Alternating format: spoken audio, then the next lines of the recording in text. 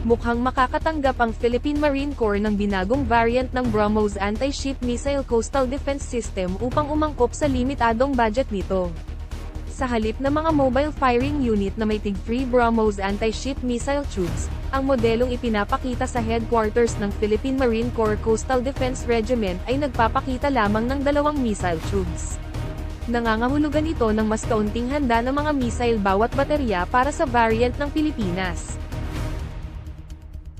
Ang isang tipikal na Indian BrahMos Coastal Defense Battery ay binubuo ng 4 na missile firing unit na may 3rd missiles bawat isa, na nagdadala ng kabuuang 12 ready-to-fire missiles bawat baterya.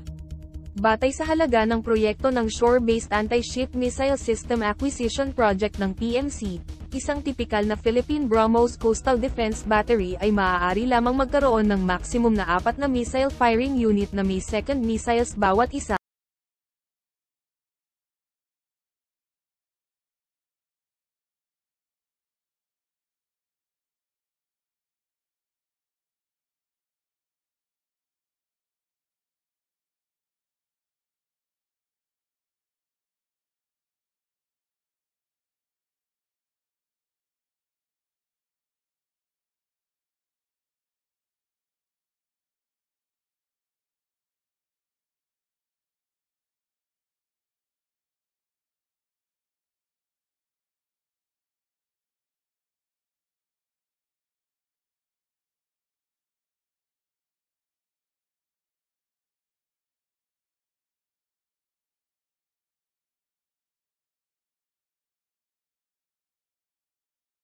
Halip na 6 na missile firing units na may 8 missiles bawat isa at gumagamit ng hindi gaanong malakas na radar.